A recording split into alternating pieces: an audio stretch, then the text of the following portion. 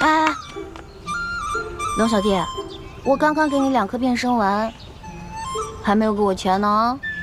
我现在哪有钱给你啊？行吧，那我就先记在账上。看在你是我兄弟的份上，利息看着给吧。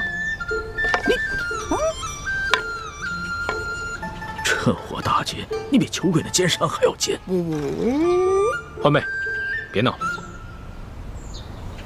你到了山西商会了，球贵见过我们，千万别让他识破我们的身份。你们先进去，我在外面守着。知道了，爷爷你慢点走啊，别摔着啊。走吧，孙儿。走吧。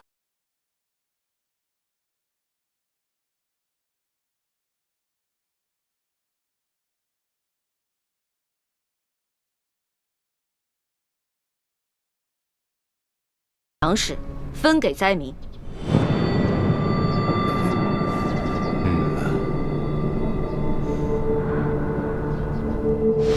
我已经查探明白了，裘贵和整个山西粮商手里，大约囤着20多万担粮食。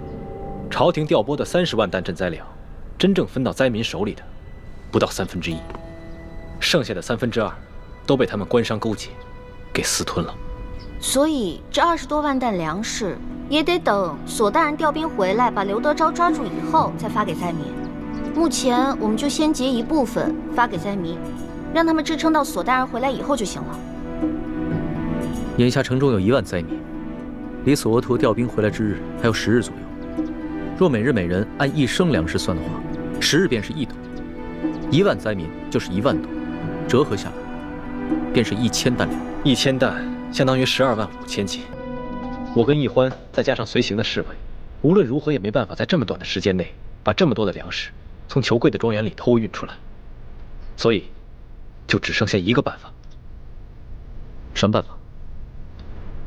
论到这种勾当，你们兄妹俩肯定比我这个当皇帝的有经验多了。龙小弟，你这句话里有骨头，话里有话啊。咱们先说好了，之前的事呢，你要既往不咎。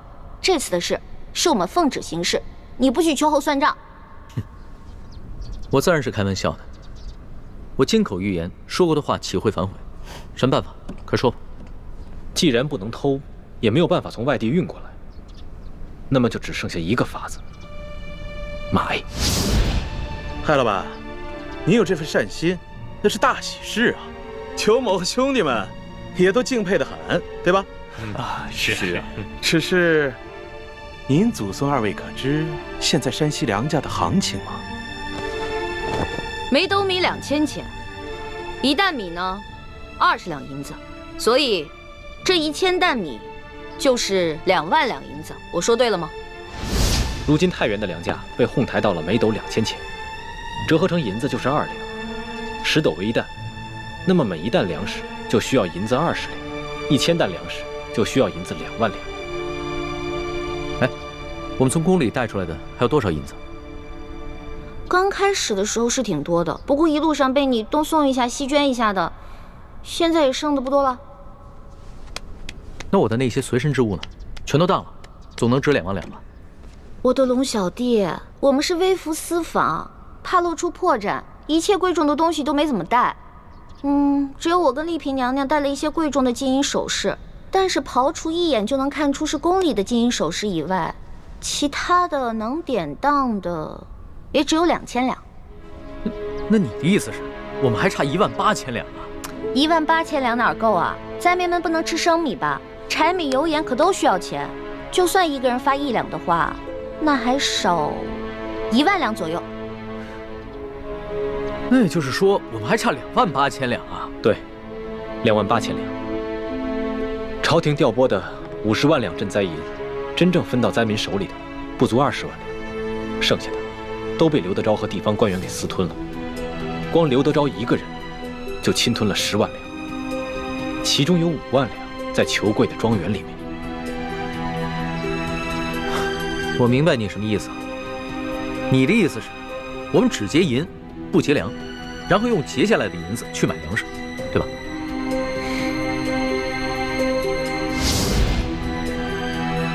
艾老板，裘某还要问一句，你真愿意花2万两银银子给那些灾民吗？没错，只要能治好我爷爷的病，再多的钱我都愿意出。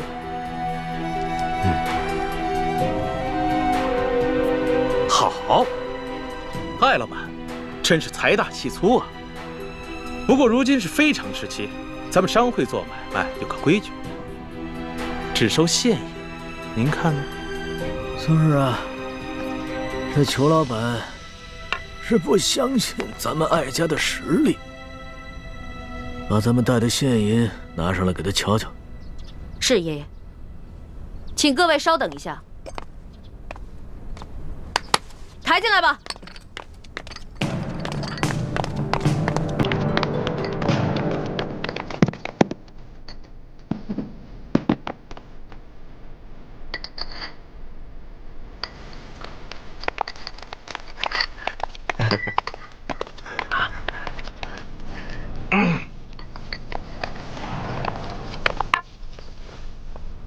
这里是2000定银，明天早上，在这个地方，一手交钱一手交粮，如何呀？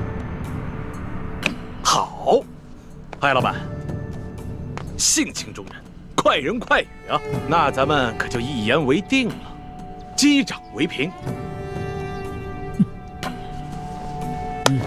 这艾老板为人真是爽快啊！是啊，来人，送艾老板。就喜欢跟这样的人做生意啊！对，没错。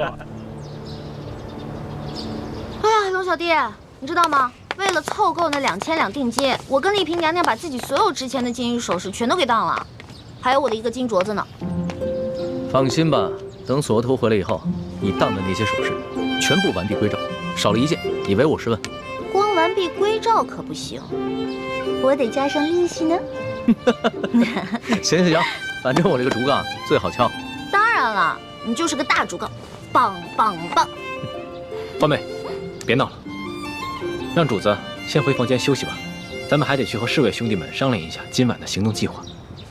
昨晚已经打草惊蛇了，裘贵一定加强了对庄园的守卫，我们需要做好万全之策。不用了，我不累。我跟你们一起好好谋划谋划。今天晚上啊，这个行动我一起参与。陆小弟，你之前不是开玩笑啊？你真的要跟我们一起打劫官府啊？你可是皇上。我看起来很像开玩笑的样子吗？皇上，这样太危险了。危险？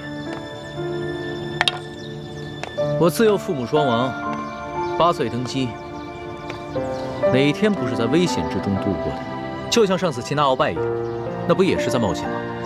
其实我跟你们一样，也渴望冒险，渴望刺激，只不过身在禁宫不得自由罢了。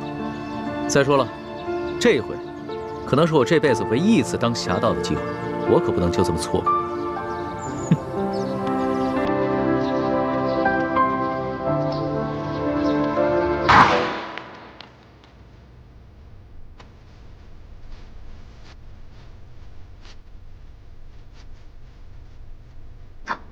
小心点。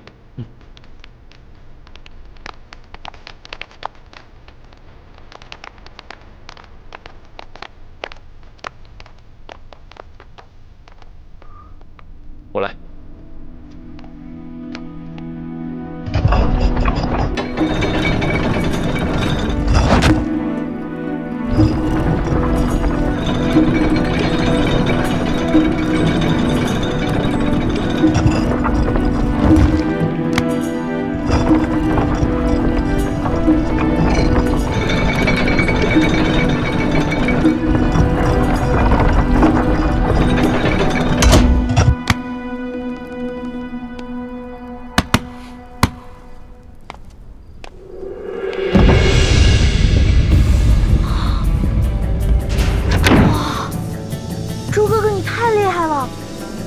全都搞定了。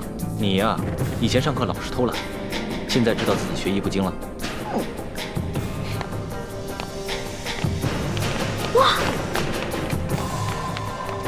哇，这么多银子啊！哇！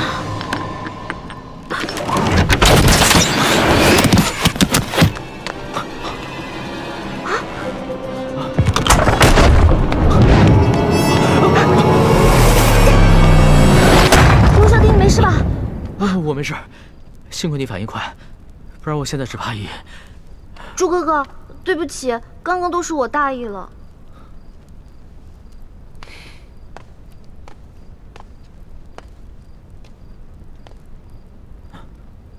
主子，你没事吧？啊，我没事，没事，没事就好。你先通知外面的侍卫兄弟进来搬银子，我再检查一下，看还有没有什么别的机关。注意安全。嗯。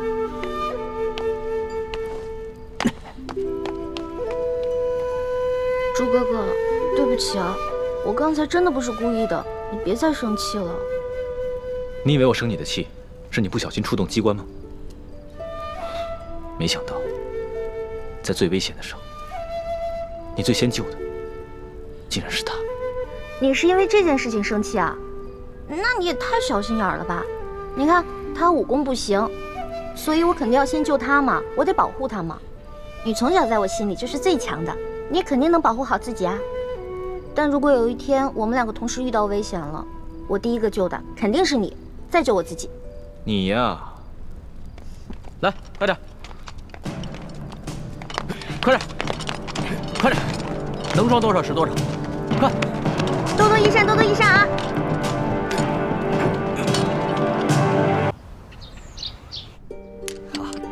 艾老板真是一个爽快之人啊！这样没问题，又财大气粗啊！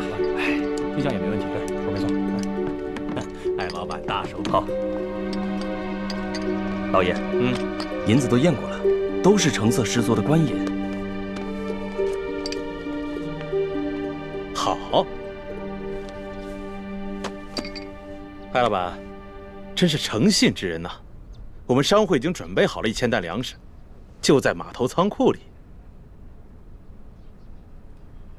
如今银子已经交割完毕了，可以放粮了吧？那是自然啊，去，带着艾老板的手下到码头交割一下啊。是，好的。跟我来，请，这边请。哎呀，艾老板，真是大善呐！您行此善事，上苍必定眷顾，此次劫难一定可以安然度过。裘某在此，先祝愿艾老板早日康复了。多谢裘老板吉言。我在府上已经设下了酒席，艾老板，上个光，也让裘某尽一尽地主之谊吧。好说好说，倒是让裘老板破费了。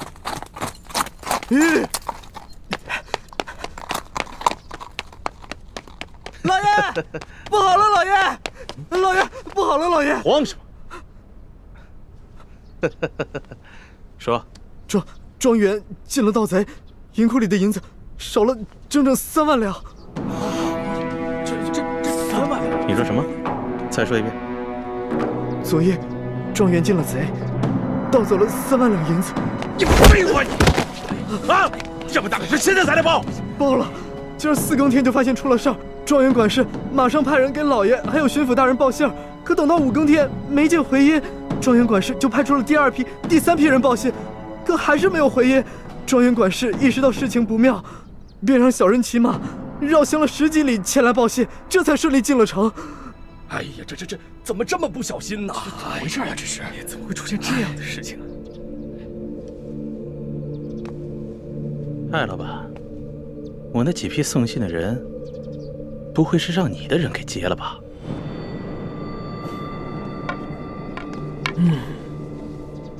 你说呢？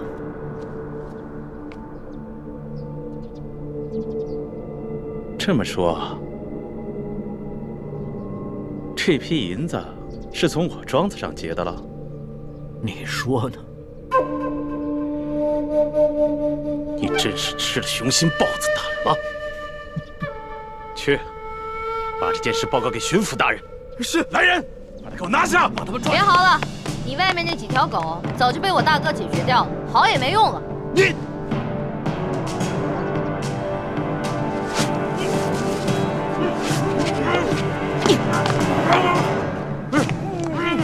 爷爷，咱们不能把银子都给他们留下来。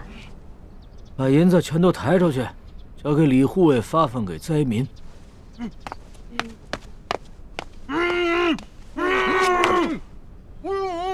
走吧，松儿。等一下。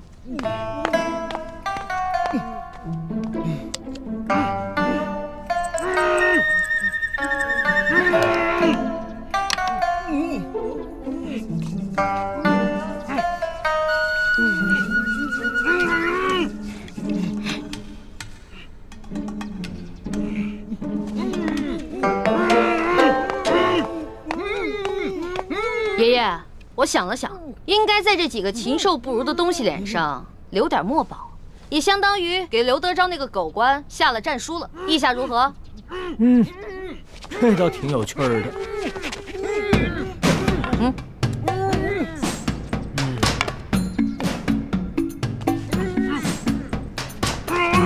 别动！再动的话，拿刀在你们脸上刻字了啊！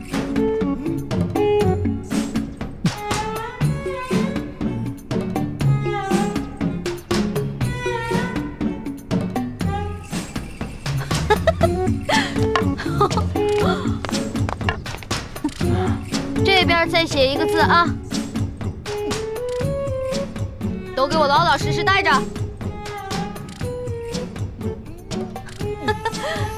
好了。哎，不错不错，写完了。行了行了，别鬼叫了。知道我爷爷是谁吗？告诉你们，我爷爷的字那可是价值连城的，最好在你们脸上永远不要洗掉，给你们还有刘德昭敲个警钟，知道吗？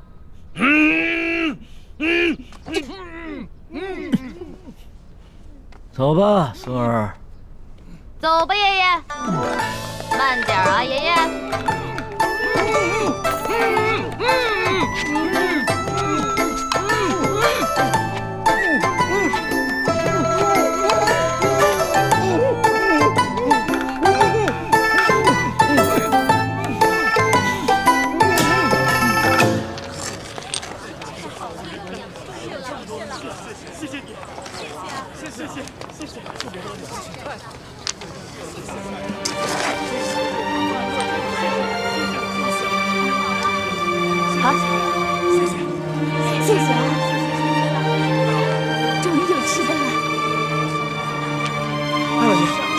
谢谢您，哎，老爷，您可是活菩萨呀，是吧，乡亲们？各位不必谢我，其实我也是皇上指派下来赈灾的。你们手上拿的粮食和银两，全都是朝廷调拨的赈灾银和赈灾粮。接下来，朝廷还会有更多的赈灾计划，帮大家重建家园，度过灾年。谢谢皇上，谢谢大家。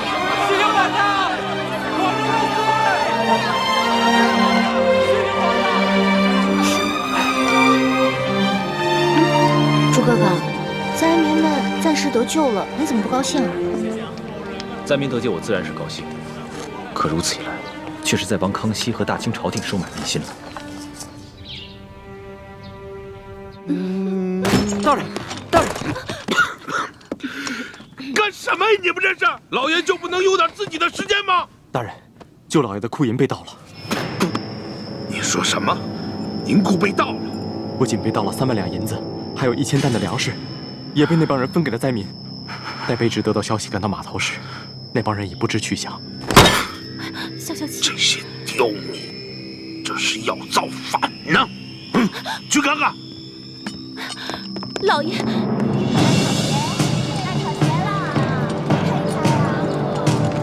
闪开！闪开！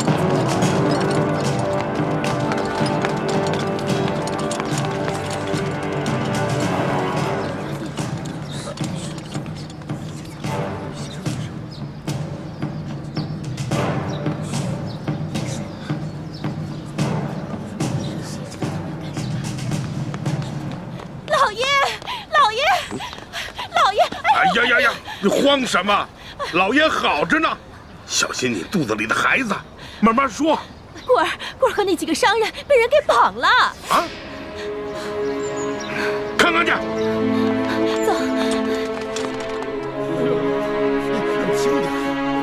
棍儿啊！你冷静点。棍儿啊！这是哪上着了？怎么不起来？这脸怎么了啊？哪个不要命的干的？你到底出啥事儿了？你倒是说话呀！你别吓我！你这是怎么了？来，先起来说啊，先起来！别碰我！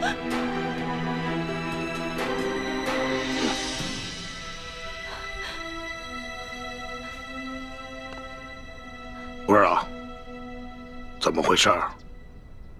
谁干的？星爱，以前没打过交道，京城来的客生。看见了吗？看见我的脸了吗？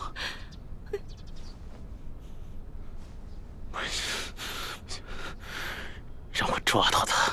我扒了他的皮！刘德昭，这事你必须得给他做主。你看看，你看看，你看看他这脸，这脸都成这样，他怎么见人？他怎么活呀？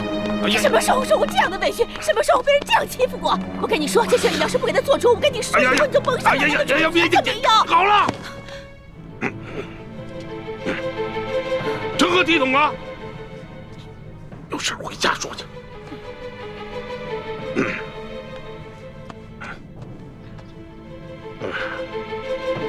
这真是的，吃了雄心豹子胆，居然敢在我小舅子头上动土啊！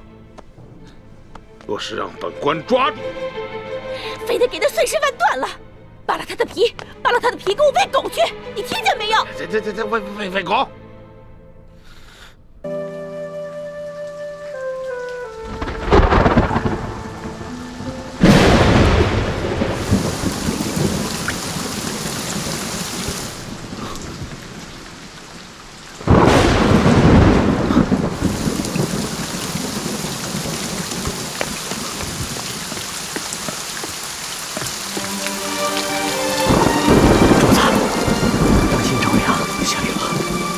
下雨了，哈哈哈！最近雨势还挺大。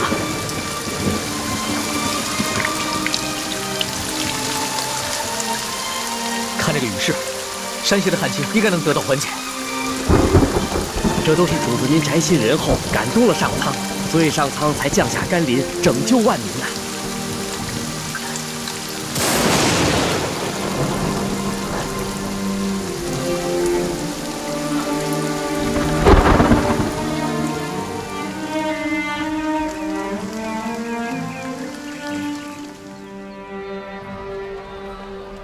想不到这场雨一下就是3天，真是一场及时雨啊，缓解了山区的旱情。这场雨虽然缓解了旱情，但是错过了播种的季节，灾民们仍然需要救济。我知道，我会让朝廷继续赈灾，让灾民们平安度日，直到下一个收获季。龙小弟，看来你这双聋耳真的打开了，能听见民间疾苦了。主子，咱们还是少在外面走动吧。前些日子发生那么大动静，一定会惊动官府。索大人出去调兵，不知道什么时候才能回来。万一在这个时候发生什么意外的话，那可不得了。我想看一看刘德昭他们会如何行动。再说了，那日我们都易容，他们认不出来。就是嘛，你要对我的易容术充满信心。主子，你看现在街道上，这个灾民比以前少了很多，多半是他们领到了钱粮，又看到旱情得到了缓解，所以都回家去了。只是这些钱财还完全不够，有一些住得偏远的灾民，还有一些老弱妇孺，就完全没有得到救济。主子，像那样的行动，可一不可再，还是等索大人调兵回来，拿下刘德昭这个贪官，再安排可靠的官员，严格执行朝廷的赈灾计划，才是长远之计。说的有道理啊。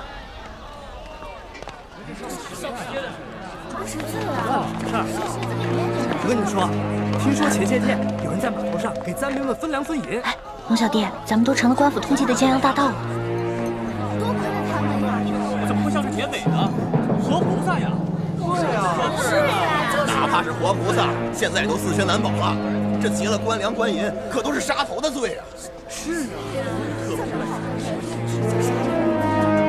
就咱们老百姓最可怜了，逆来顺受是个死，这官逼民反还是个死啊！你说他们这些好人都被抓了，多好的众生，太可怜分粮了。咱们老百姓真没有活路了。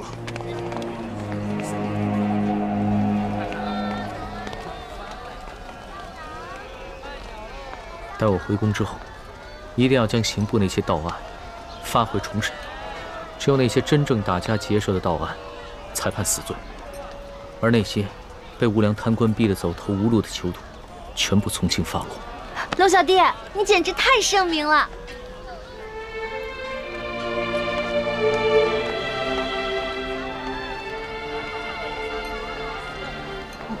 怎么了？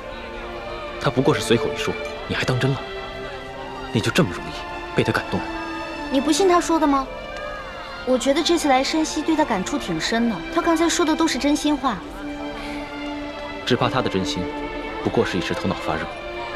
你别看他现在义愤填膺，对官逼民反的百姓充满了同情，但只要回到了紫禁城，他的心境和立场立马就不一样了。到那个时候，他最先考虑的是如何维护朝廷的权威和自己的龙椅，而不是百姓的疾苦。朱哥哥，你这么一说，我心里怎么那么失落跟害怕呀？环梅，我知道你对康熙充满了幻想，但将来你就会慢慢明白，他绝对不可能是你想象中的那个样子。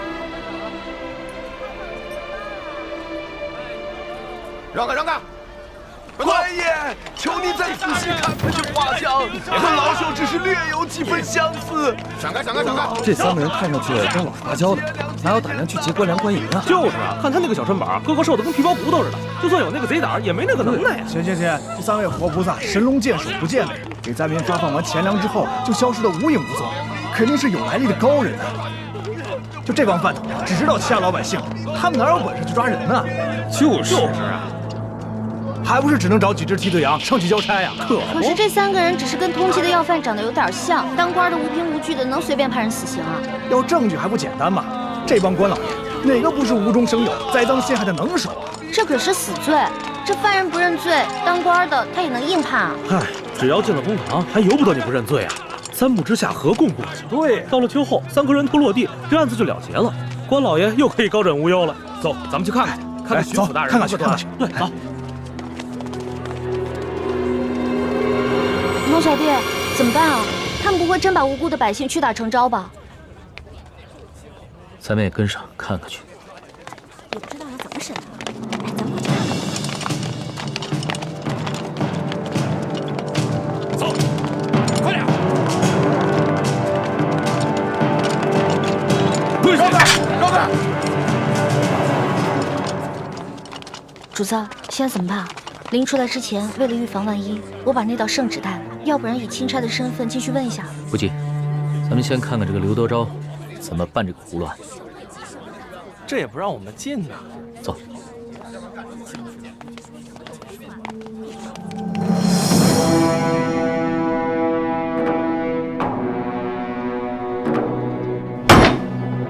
王13、胡二狗、谢大牛，你们说你们并未劫粮劫银，可是为什么从你们家中搜出了失窃的官银跟粮食？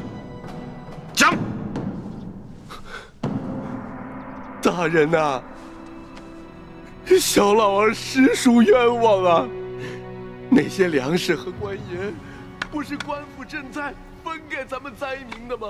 那夜在码头取了好些个灾民，每人都分到了1斗粮食和1锭银子啊！大人，大人，小人更冤枉啊！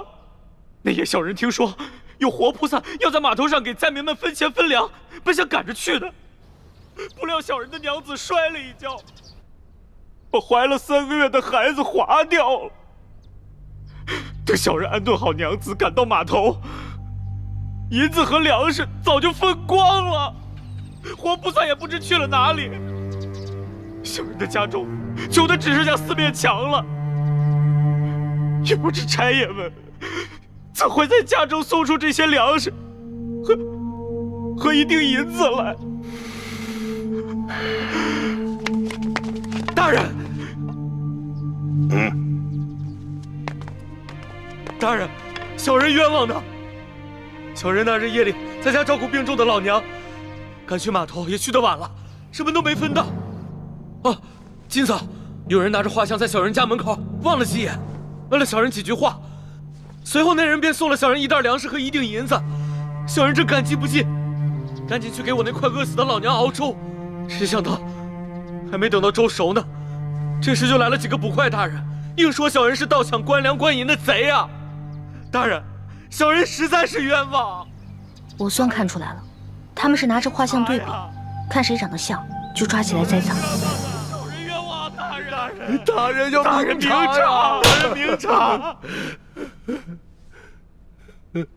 大胆的刁民，你们竟敢诬陷本府的公差！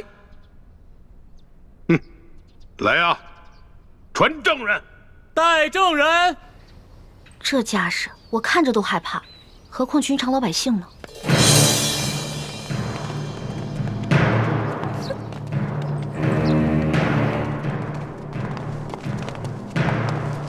参见大人。好了，都起来吧。谢大人。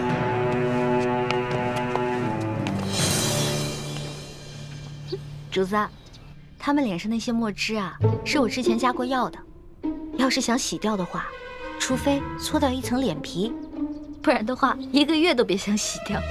这些梁上丝毫没有吸取教训，脸上的字还在，却又在陷害无辜百姓了。他们竟然如此不知悔改，将来我便命人将这些字刺在他们脸上，除非他们撕掉脸皮，要不然一辈子都洗不掉。真的？那就太痛快了，这就叫做恶人自有恶人磨。你什么意思啊？我也是恶人。我不是那个意思，我的意思是说，古往今来哪个皇帝不杀人啊？一句话不就血流成河吗？难道不是最大的恶人？环妹，就算主子说了，在宫外可以畅所欲言，但你也不能不知轻重，胡乱说话。我知道了。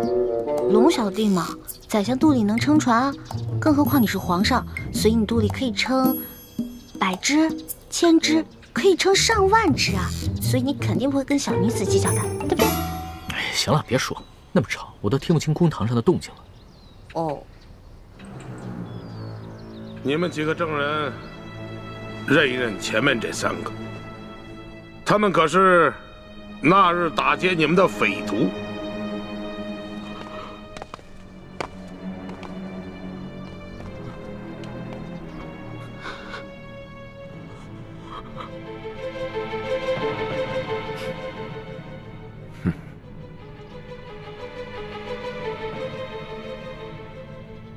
没错，大人，就是他们。好，你们先下去吧。是。大人冤枉！大人冤枉！大人冤枉！大人冤枉！大人！王13，5个人都指认你们，你们还有何话要讲？大老爷，老朽冤枉啊！冤枉啊！冤枉啊！大人，冤枉啊！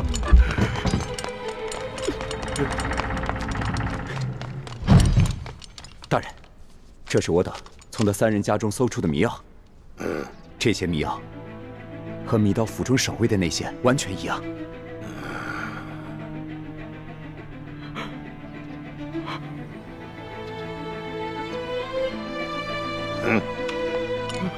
大人，大人，小人跟老娘直肠挨饿，早都不想活了，就连买包老鼠药的钱都没有，哪里来的钱买迷药啊？大人，冤枉啊！大人，大人，小人和娘子也饿了好些天了，家中若有迷药，早就不管这么多，先吃下去了，哪里还能留到官员们来搜啊？大人，冤枉啊！大人，大人，大人，卑职刚刚在高级药铺调查到，王13前些日子曾去药铺买过药材，这些药材正好可以配出强效迷药。这是高级药铺掌柜高老师的书证，大人请过目。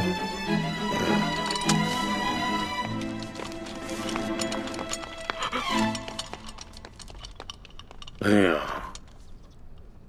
谢大牛、胡二狗，你2人没钱买迷药，那这药一定是王13配好后送给你2人的，对吧？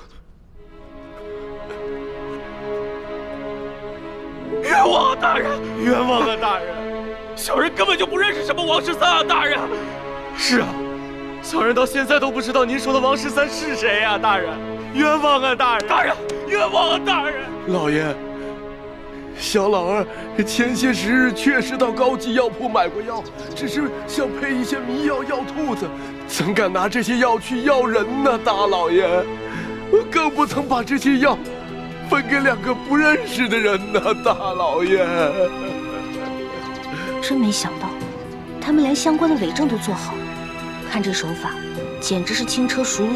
看来他们早就商量好了，如果找不到我们3个，就要拿这3个无辜的百姓顶罪。你们这些个刁民啊，人证物证俱在，还敢抵赖？冤枉啊，大人！冤枉！还不赶紧给我速速的招来！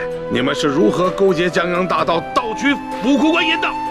大人，小民冤枉啊！明察呀，大人！一群刁民，刁民！事到如今还敢喊冤？好，来人呐！每人重打30大板！看你们还敢随意！打！冤枉啊，大人！冤枉啊，大人！冤枉啊，大人！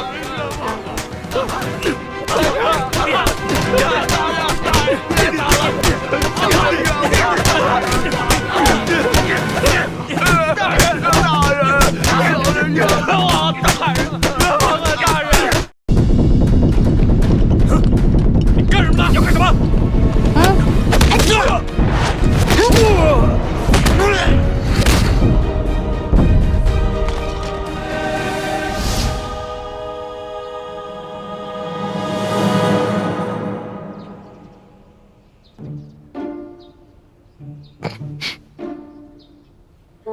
龙小弟，武功长进了吗？那是，跟了老大这么久，总得学点本事不是？干什么？你们干什么？我们家大人奉旨前来山西查案，还不赶紧让你们巡抚大人出来迎接？你们真是钦差大人？圣旨在此，还有假吗？哇，一道圣旨这么威风啊！老大，这个代表着至高无上的皇权。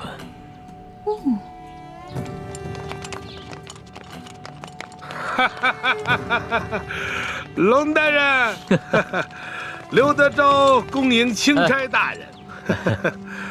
早就听说龙大人到了舒大人的府上，本该前去拜会，只是公务繁忙，实在是走不开呀。早有耳闻啊，这山西旱情严重，刘大人一边忙着赈灾，一边忙着缉捕盗匪，确实是忙得很呐。龙大人此次来奉旨调查舒大人遇刺一案，不知办得怎么样了？今日龙大人来，可是想让本府助你一臂之力？确实是需要巡抚大人相助之处啊。本府定当全力配合。哎，不过龙大人，你也看到了，本府现在正在审理一起盗匪之案。不如这样，龙大人先暂时去我的后堂歇息，待本府办完此案之后，再到后堂听龙大人通报舒总兵遇刺一案的案情如何？刘大人，这3天前夜里发生的重大盗匪案，没想到今日就抓到了匪徒，刘大人的办案效率实在是让我钦佩。刘大人，不知本钦差是否可以在此旁观刘大人审案呢？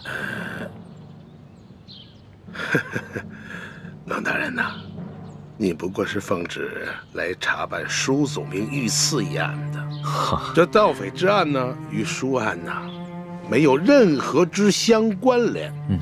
哎呀，若是要旁听的话，不太合适吧？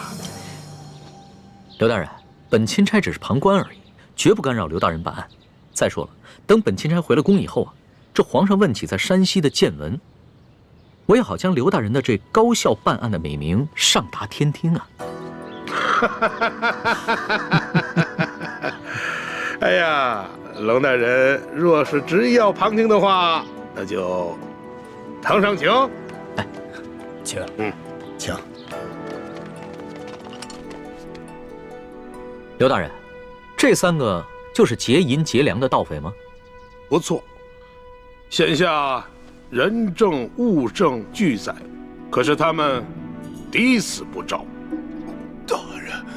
大人，老朽实属冤枉啊！大人，刘大人，不知有何人证物证，可否给本钦差瞧瞧？冷大人，你可是奉旨前来查办舒总兵遇刺一案，好像这个案子与你的案子没有任何关系吧？你只静静的旁观就好了。这具体的案情，本府无可奉告。王十三、谢大牛、胡二狗，你们现在可愿招了？冤枉啊！大人，冤枉！小民冤枉啊！好一帮刁民，看来不动大刑，尔等是不会招供的。来呀！大刑伺候！大人饶命啊！大人，冤枉啊！大人，冤枉啊！冤枉啊！大人，饶命啊！如今人证物证俱在，你们是抵不了赖的，还是老老实实的招认了吧，免得再受这皮肉之苦。大人，老朽自打进了这个公堂，我就知道我不可能活着出去了。老朽经不起如此大刑，老朽冤招啊！大人，胡二狗、谢大牛，你们呢？小人冤枉啊！大人。王十三，你就先招吧。大人，我招。大人，老朽我实在是不知道该招些什么呀。好，你们3个人那是办不了翻墙入室、劫官银官粮的大事的。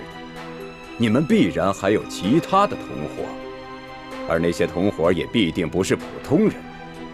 那些人应该是盘踞在牛角寨上的潜明余孽，才会如此的胆大包天，是不是啊？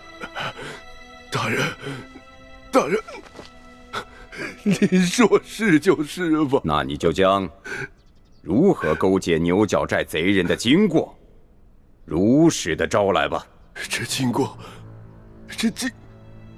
大人，老朽年老昏聩，这经过我实在是记不清了，就以大人调查的为准吧。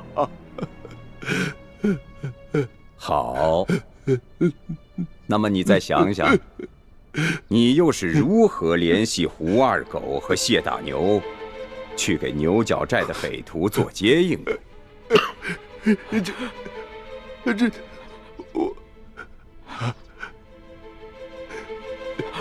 这位老伯，你我素不相识，你要认罪是你的事，可不能胡乱拍咬我们呢。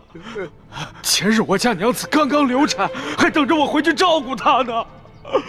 这位老伯伯，我家里还有瞎了眼的老娘等我回去照顾，这盗抢官粮官银可是死罪啊！大人，老朽无儿无女无家产，我死不足惜。可是我与这2位小兄弟素不相识，你要让我胡乱指证，小老儿我心里实在是不安呐。看样子你还是没想明白呀。来人呐，在，让他清醒清醒。大人，老朽冤招啊！大人，这案情经过，您比老朽更清楚，就请你们代老朽写下供词，让老朽画押便是啊。这就对了。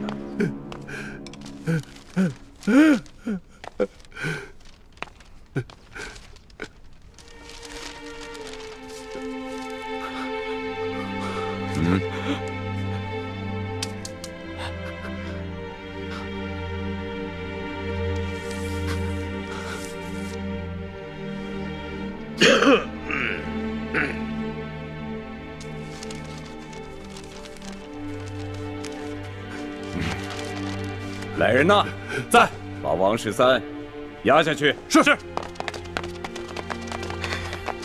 大老爷，走，你们关闭民房啊！胡二狗、谢大牛、王13都已经招了，你们还要顽抗吗？罢了，胳膊拧不过大腿，被砍头也比这么活着受折磨的好，反正都是个死。小人愿招。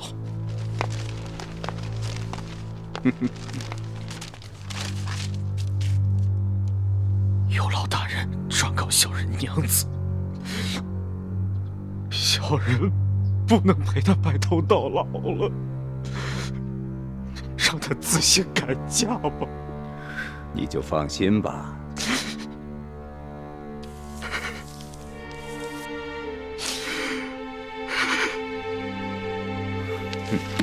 来人，在，把胡二狗带下去。是。走。哎呀，谢大牛，就剩下你一个人了，怎么着啊？你们这些狗官，简直丧尽天良！就算你们有本事瞒得过朝廷，瞒得过皇上，你们也瞒不过老天爷！住口！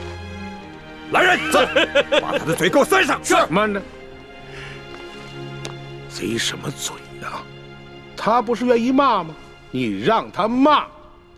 谢大牛，我告诉你，皇上远在紫禁城里，你就是把喉咙骂破了，皇上也听不见。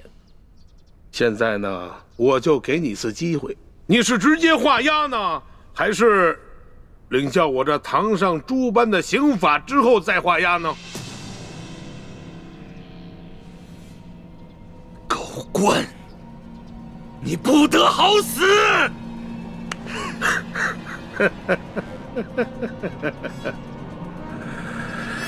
动刑！慢着，不能动刑。刘大人，想不到如此一起惊天大案，你们居然是如此办理的，真是让本钦差大开眼界。龙大人，有些事情你是不知道的。此地民风向来是彪悍奸诈，这几个人装出一副可怜的模样，不过是想博取龙大人的同情罢了。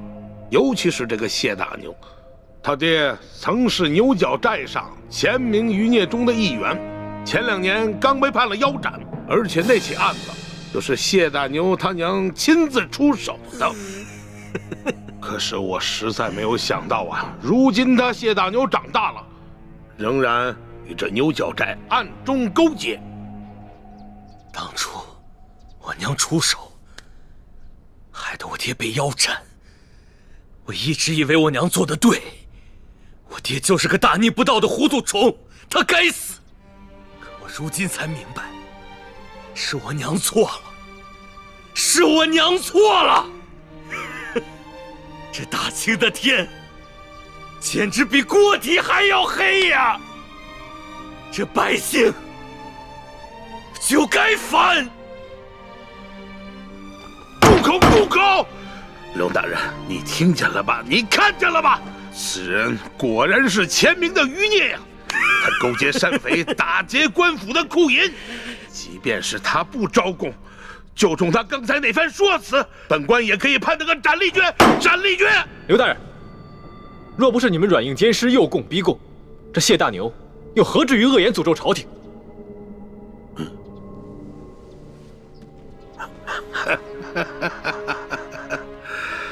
龙大人啊，这2位，一个是您的贴身丫鬟，一个呢是您的贴身护卫，算起来也是您的奴才。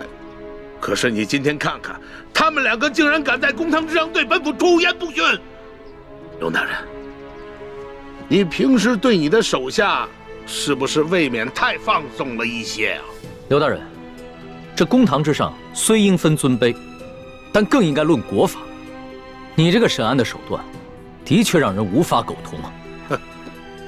龙大人，这说起来，你虽然乃是一个奉旨办案的钦差，不过是官拜五品，比起我这2品的大员来说，似乎是还低了这么几级吧。而且这圣旨上写的是明明白白，你龙大人是来办理舒总兵遇刺一案的。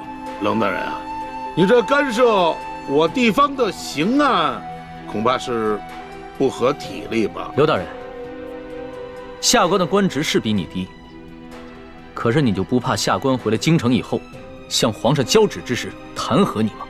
龙大人，皇上虽然年少，但他却是圣明的天子，我想他不会听一面之词的。龙大人啊，你这一路辛苦了，我看还是到后堂先歇息吧。待本府审完这起案子之后，再同你好好交流交流同僚之谊吧。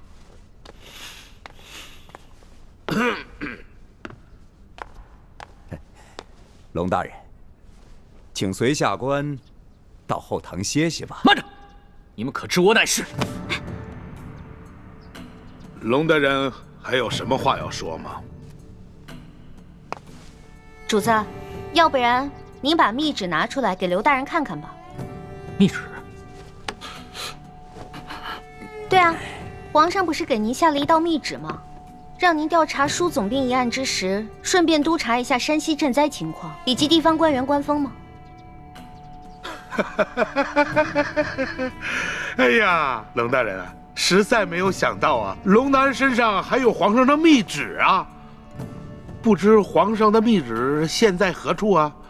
可否让本府看一看？这密旨啊，让奴婢小心翼翼地藏在行李箱里了。主子，要不然您随奴婢回去取一趟吧。也好，刘大人请稍等一下，下官这就去取。那个龙大人，是否让本府派一队兵士护送啊？不必了。李护卫，你接着替本官陪审，顺便提醒一下刘大人，不要滥用酷刑啊。卑职遵命。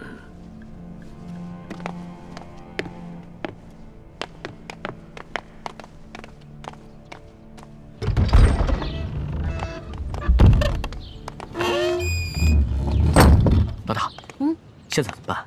如果咱们拿不出密旨的话，刘德昭一定会说我们假传圣旨，到时候必定跟我们翻脸，那3个人就死定了。尤其是那个谢大牛，不死也得残废啊！哎，事到如今，只能造一封假的密旨喽。伪造密旨？这个刘德昭身为山西巡抚，又加兵部侍郎衔，乃2品大员。即使他不知道你长什么样，你的字他总归认识吧？老大，你疯了吧？这是我首次微服私访，毫无经验，我没有带上玉玺，也没有带上书写圣旨的龙文黄卷啊。万事都有变通的嘛，龙小弟。这个密旨肯定不能正式的写在龙文黄卷上啊。我们把宫里御用的花笺，加上你的御笔亲书，还有玉玺印鉴拿出来给他看，肯定能唬住他了。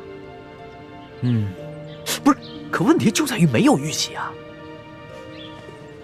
我可以帮你搞定啊，我照着你圣旨上的玺印刻一个不就得了？你还会刻章啊？那当然了，老大我18般武艺样样精通，医药赌蛊、机关杂耍、金石篆刻都不在话下。走吧。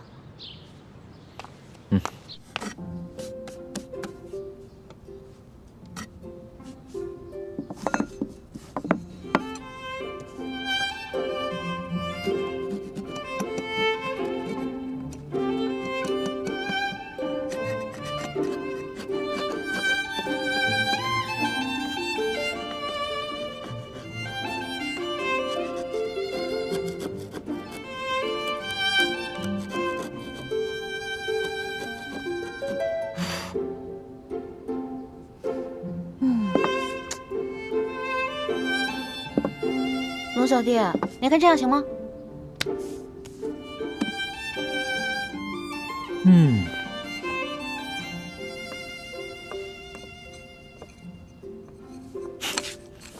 老大，你这个篆刻的功夫果然和你的武功一样，不能深究啊。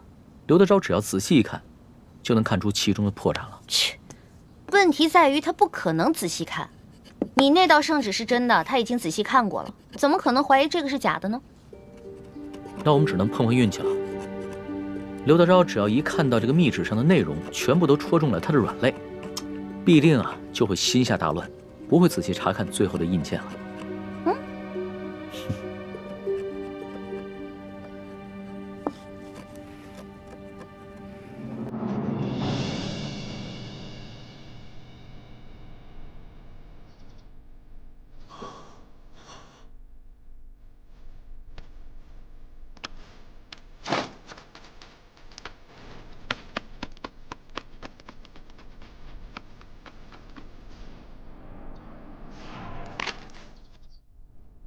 李护卫，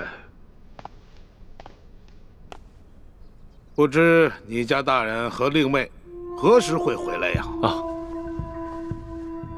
我家大人回去以后还需要沐浴更衣，就麻烦刘大人和诸位大人要不先把这谢大牛押下去，等我家大人回来了再审。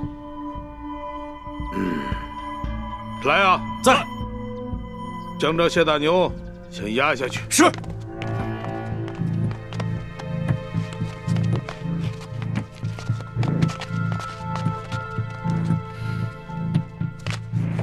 李护卫，不知你家大人是哪一年考取的功名，出自谁的门下？我家大人身份尊贵，属卑职，无可奉告。好，身份显赫，好啊！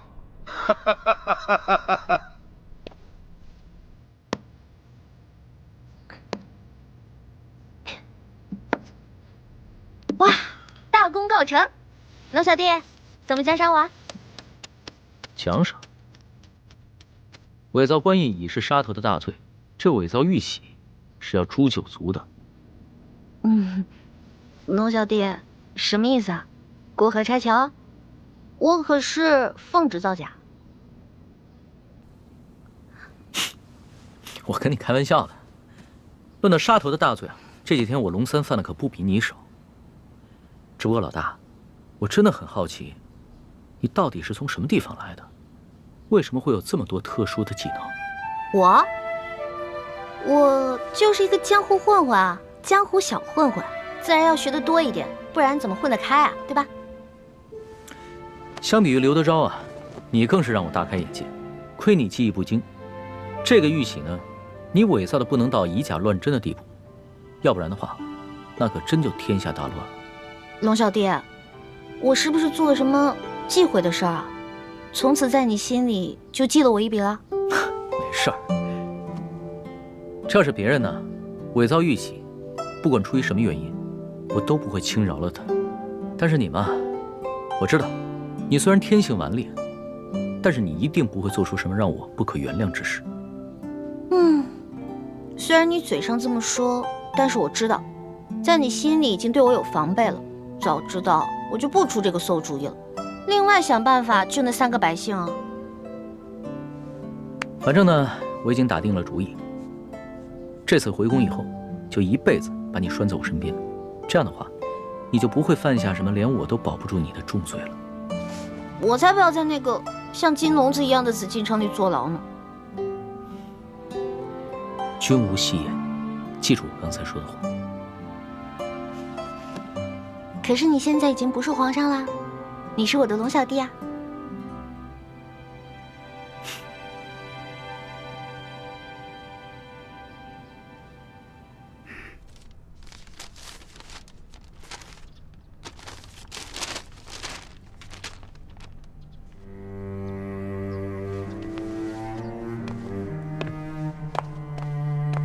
李护卫，待会儿等你家大人回来之后，还请您在你家大人面前替我等多多美言几句啊！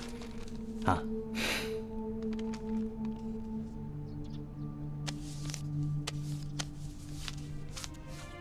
好说，好说。多谢。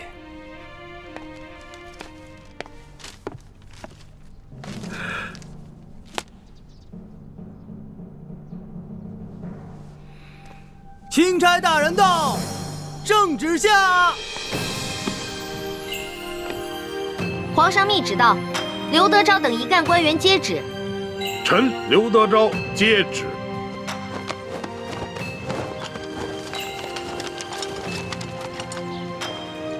奉天承运，皇帝诏曰：着龙3为钦差大臣，在查办枢总兵遇刺案之时，监督查访山西赈灾之详情，以及地方官员之官风政绩，如实禀报，不得有误。吾皇万岁万岁万万岁！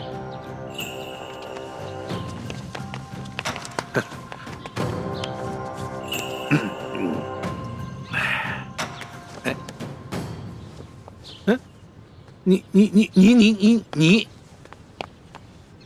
刘大人，这皇上的密旨可都听到了。这临出宫前啊，皇上再三叮嘱，一定要详查山西的赈灾详情，以及地方官员的官风政绩。那就有了各位大人多多配合了。哎呀，龙大人您就放心，我等自当竭尽全力的配合龙大人。龙大人这一路实在是辛苦了。这枢总兵的府邸的位置这么偏僻，而且呢，设施呢又这么简陋，实在是委屈龙大人了。龙大人是这样啊，如果龙大人您不嫌弃的话啊，毕府呢有一个小小的别院，而且环境十分之优雅，出行呢十分之便利。大人可否考虑移驾到小院暂住啊？多谢刘大人的美意。只不过啊，这皇上下旨让下官巡查当地的官风，你我不适合走得太近，只怕别人容易多说闲话，对你我都不利啊。哎呀，龙大人，你看你啊，自京城远道而来，那是翻山越岭啊，太辛苦龙大人了。你看啊，你既然到了这里，那怎么着也得让我们这些地方的同僚尽一尽地主之谊吧。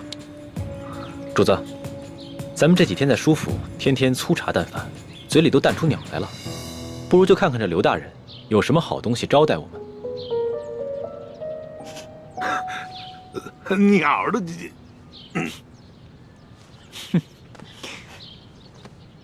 行，那就多谢刘大人了。龙大人，请，请，请。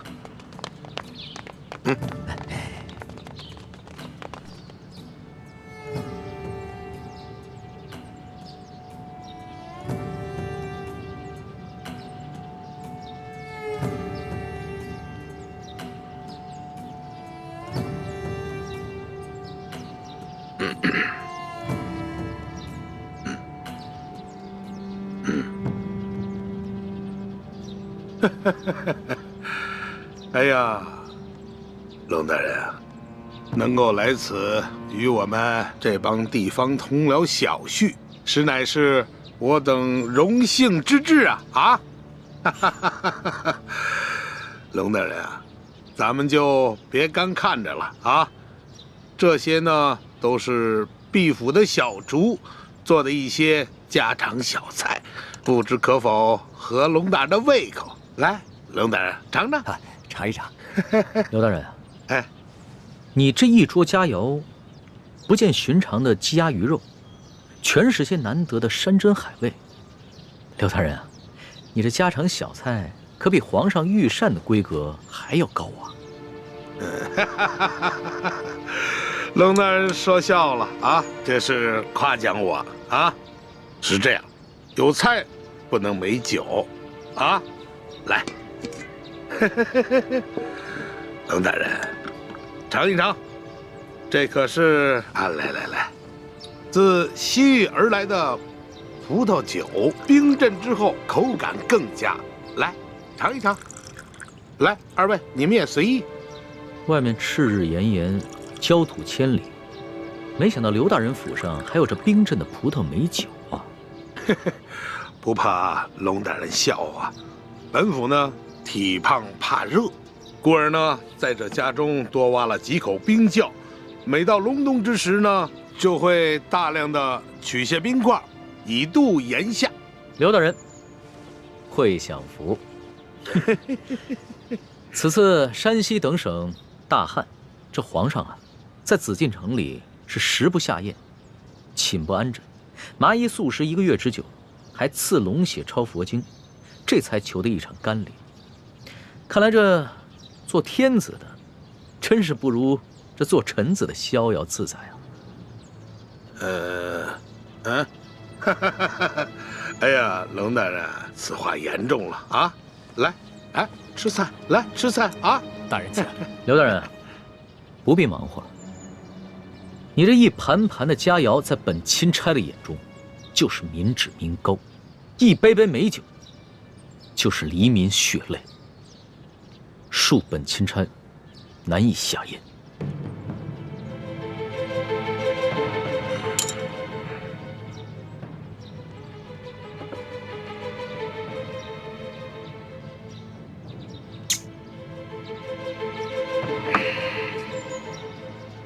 龙大人果然是忧国忧民呐，让我等十分惭愧啊！你有什么话，不妨直说，我等洗耳恭听。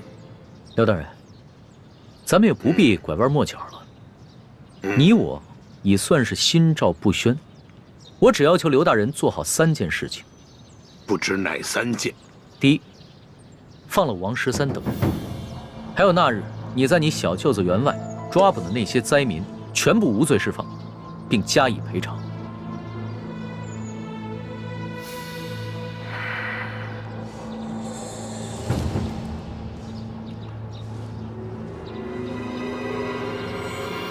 好，这就去办。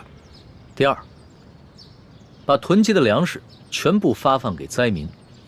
把那些借机哄抬粮价、大发国难财的奸商全部都抓起来，严惩不贷。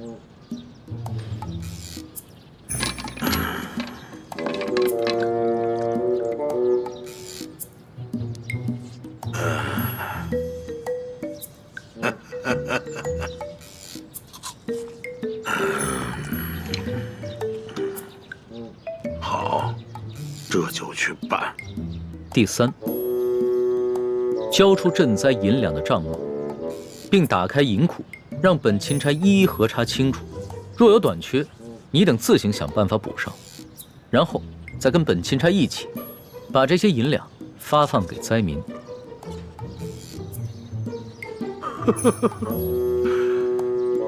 二位没觉得这个天儿格外的闷热吗？是啊，热得很。好啊，我这就调集人马，即刻就办。刘大人啊，你可不要敷衍本钦差啊！你们应该都清楚，眼下能否办好这3件事情，不仅关系到数十万灾民的生死，更关系到你等一干地方官员的前途和性命。本府明白。行，那本钦差就告辞了。宋大人，不必了。诸位大人，留在这儿，继续享用这些美酒佳肴吧，别浪费了。